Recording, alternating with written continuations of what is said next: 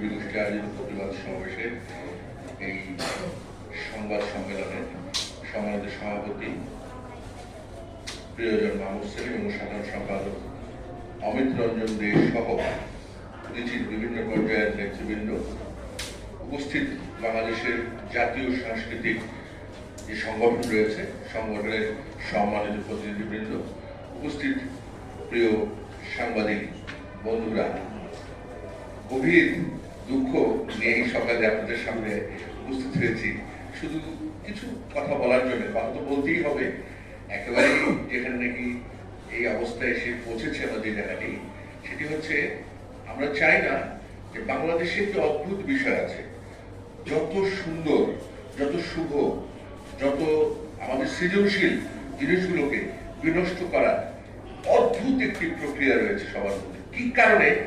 জাতিগতভাবে নাকি কেন, সাম্প্রদায়িক কারণে।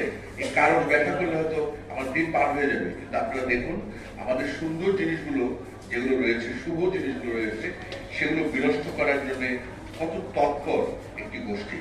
এই দেশটি সবাইকে নিয়ে, বাংলাদেশ স্বাধীন হয়েছিল সবাইকে সাথে নিয়ে চলবার জন্য, একটি পৃথিবীতে অসাম্প্রদায়িক ধর্ম, বর্ণ, গোত্র নির্বিশেষে বসবাসের জন্য।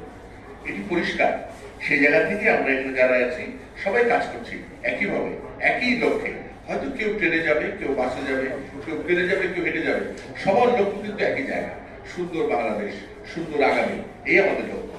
সেই ব্রত নিয়ে আমরা যে কাজ শুরু করেছি, আপনারা জানেন, একে একে আমাদের যে ঋতুনীতিক একটু আগে বললো সঙ্গীতাই মা, আমাদের অনুষ্ঠানগুলোকে যেগুলো হতো ভুইফোট সংগঠন নাম দিয়ে জায়গা দখল করে নিচ্ছে, এবং তারা প্রায় প্রকাশ্যে বলছে যে আপনারা অনেক করেছেন, এখন আমরা করবো, আপনারা করতে দেবো না। এখানে তার মানেটা কি? চর দখল।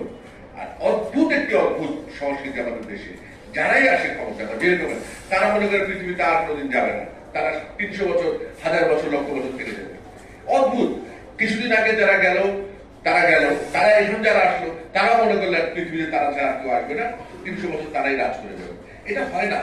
পৃথিবীর বিশ্ব প্রকৃতির কিছু নিয়ম আছে, প্রকৃতি করে তার নিয়মও করে। আজকে তারা আছে, তারা থাকবে না। আমি দাঁড়িয়ে আছি, আমি নষ্ট মারা যাবো, আরেকজন আসবো, এটাই নিয়ম পৃথিবী। তো সেই নিয়মটিকে আমরা অস্বীকার করে আমাদের মতামতটাকেই চাপিয়ে দেওয়ার চেষ্টা করি, এটি ঘৃণ্য অপরাধ। আজকে এটি হচ্ছে যে এই সঙ্গীত, আমরা বলছি বারবার যে সঙ্গীত সহিষ্ণুতা, কথা কিন্তু সেখানে না। যখনই দেখেছি যে হেফাজত যারা আন্দোলন করে, যারা সংগ্রাম করে, তার একটা পার্ট দেশে, জামাত ইসলাম একটি পার্ট, তারা হতেই পারে, তাদের অপছন্দ থাকতেই পারে, কিন্তু তাদের অপছন্দ আমাদেরকে চাপিয়ে দেবে কেন? এটি তো হতে পারে না, কারণ তারা অপছন্দ করেছে। যখন